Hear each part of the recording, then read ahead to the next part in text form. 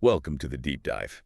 Today we're digging into a really fascinating personal story from Mornings in the Lab with Keith and friends. I asked Keith's story about going alcohol-free, right? For quite a while now. Exactly. 8 years, he said. And we want to pull out some of the core insights, the surprising things he learned along the way. It's a great source because it's so personal. Not just abstract advice, but one person's actual lived experience with making that change. Right. So our mission today is basically to unpack that. Right. What were the benefits he maybe didn't expect? What changed for him? And we'll touch on related stuff too. Health, relationships, personal growth. All that came up. Sounds good.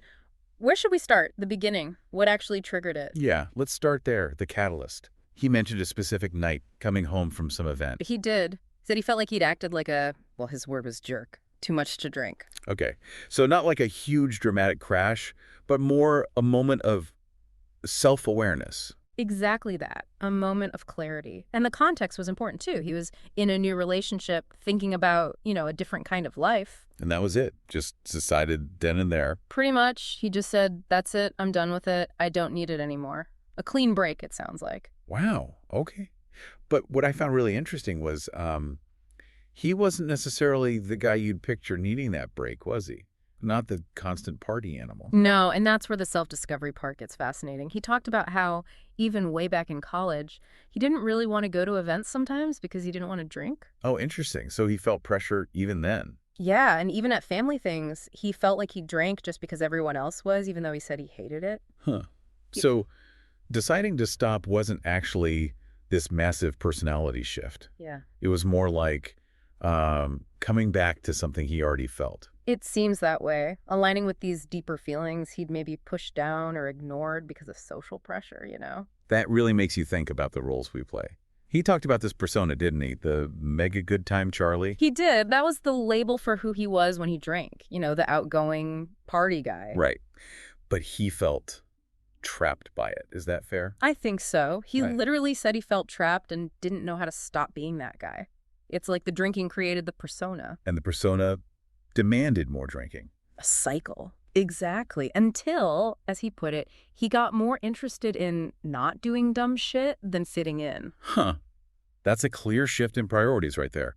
Putting his own values, maybe his well-being, ahead of what he thought people expected. It really highlights that tension, doesn't it, between social expectations and your own internal compass. And that ties into what he said about alcohol being, what was it, a gateway? Yeah, a gateway to making poor decisions. That was his phrase. Which implies it's not just about being drunk in the moment. It's about the choices that follow. Precisely. Lowered inhibitions, impaired judgment. It can lead to a whole sequence of things you regret later, like that drive home he mentioned. The slippery slope, kind of. Definitely.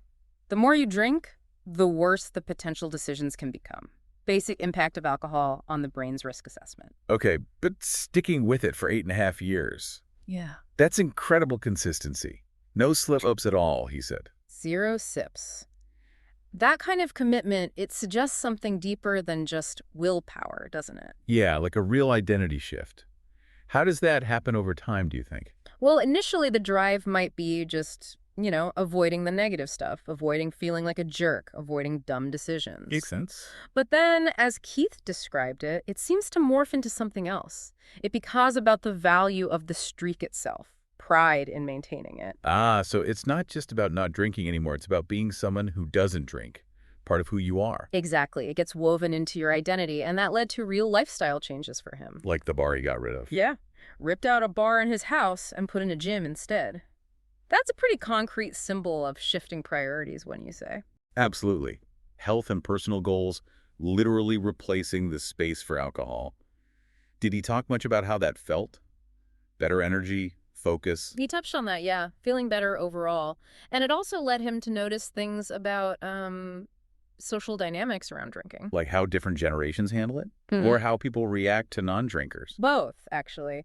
He observed different patterns and also noticed that people's reactions often depend on their own relationship with alcohol or maybe their own journey. Also, He suggested that people focus on, personal growth are usually fine with others not drinking, but maybe people who are slowly sliding back, as he put it, might be more likely to push drinks on others. Interesting. Almost like projecting their own stuff. Could be. And they had listeners call in too, right? Adding their experiences. Yeah, Matthew Roof commented on regrets tied to alcohol and how much better things got after quitting. Yeah, Those personal stories really add weight, don't they? they do. It makes it less abstract. And there's that other listener comment from Lauren that really stuck with me Which one is that? about how people who drink regularly might not even know how good they could feel without it.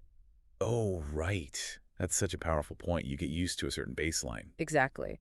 The co-host mentioned something similar. You often don't realize how bad you feel until you suddenly feel much better. It's the contrast that hits you.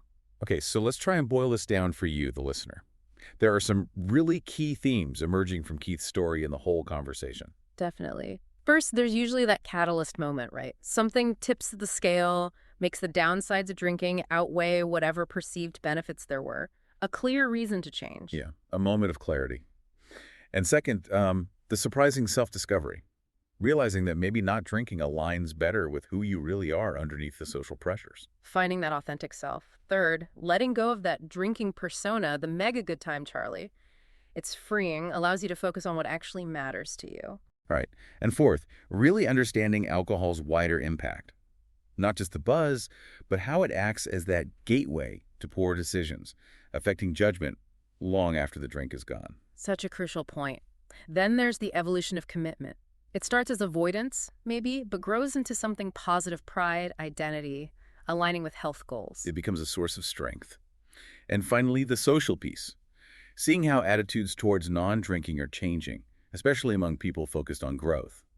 And Lauren's insight. That you might be missing out on feeling way better than you currently do and not even realize it. That's a big one. So listening to this deep dive into Keith's journey, it's really an invitation for your own reflection, isn't it? Absolutely. Think about your own relationship with alcohol, whatever it is. What's driving it? What are the subtle, maybe unnoticed effects? Yeah, even if you're not considering stopping completely, just exploring alternatives or being more mindful, it can be really insightful for your own growth path. It's about understanding the why behind your habits and their downstream consequences. Okay, so here's a final thought for you to chew on. What about the invisible benefits? We talked about Keith's journey, but what might emerge for you if you consciously reevaluated a seemingly small, ingrained habit? Doesn't have to be alcohol, could be anything. Good question. What other parts of your life could shift in profound ways you can't even predict right now just by making one conscious change? Something to think about.